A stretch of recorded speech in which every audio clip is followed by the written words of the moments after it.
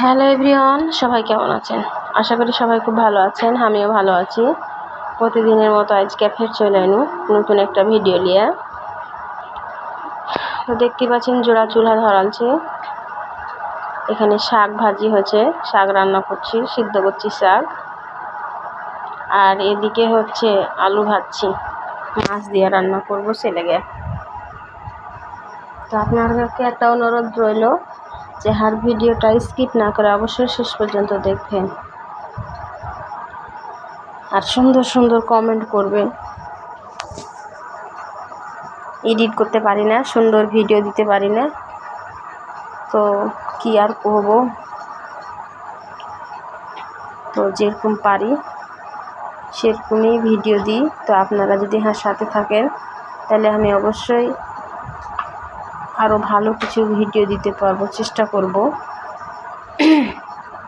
তো আলু ভাজা শেষ, আলু ভাজাটা যে তুলে নিল। আলু কয়টা দেশি আলু দিয়ে মাছ রান্না করলে এত স্বাদ লাগে বুঝলেন। একবার হলেও ট্রাই করে দেখবেন আপনারা। ভাজার পরে এখন পেঁয়াজ, আদা, রসুন, জিরা সব বাইটা পেস্ট করে থেয়েছিল, ওগুলা সহ মরিচের গুঁড়া, হলুদের গুঁড়া, জিরা, ধনের গুঁড়া, লবণ সব একসাথে মিশ্রণ করে দিয়ে দিন। দিয়ে এখন একটু পানি দিয়ে ভালো করে কষিয়ে নেব। কষিয়ে নেওয়ার পরে তেল বার হইবে যখন, তখন আলু কয়টা ফের কষিয়ে নেব। দেখেন কত সুন্দর তেল বার হতে লেগেছে। এখন আলু ভাজা কয়টা দিয়ে দিব, এটাকে হালকা একটু কষিয়ে নেব। কষিয়ে নেওয়ার পরে এখন অফ ক্যামেরাতে আমি মাছ ভাজেছিলাম তাওয়াতে, ওটা আপনারাকে আমি দেখাইনি। তো এখন মাছ কয়টা দিয়ে দেব।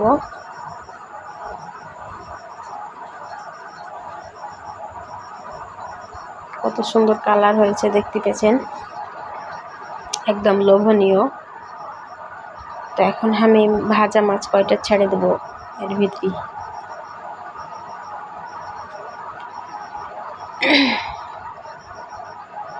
এখন এই ভাজা মাছ আর আলুটাকে সুন্দর করে বেশিক্ষণ লাগে একটু কষাবো, হালকা লাড়াচাড়া কষিয়ে। বেশি কষালে কিন্তু ভাঙে যাবে মাছ, সেলেগে বেশি কষাবো না। এখন পরিমাণ মতো পানি দিয়ে দেব, যতটুকু ঝোল থুবো আর একটু ঝোল মারবো সেই অনুযায়ী পানি দিয়ে দিন।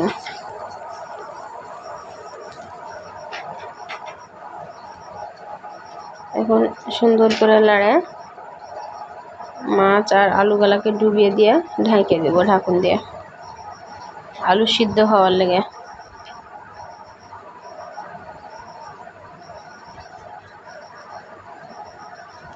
ঢেকে দিন। এখন আস্তে আস্তে সিদ্ধ হোক। একটু পরে দেখেন, ওয়াও কত সুন্দর কালার আসছে, আপনারাই দেখতেই পেয়েছেন। যাকে দেখতে ভালো তাকে খেতে ভালো। দেখেন কত সুন্দর আলু মনে হয় সিদ্ধ হয়ে গেছে।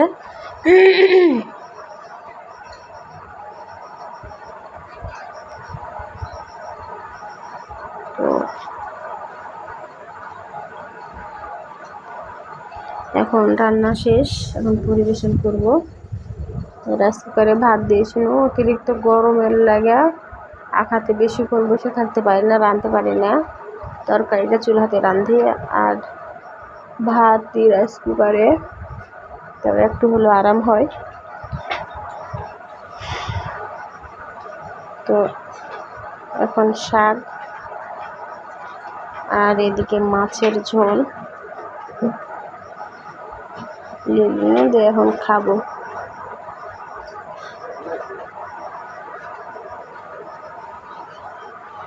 আলুর জম আর বেটা বেটি আলু খুবই ভালোবাসে।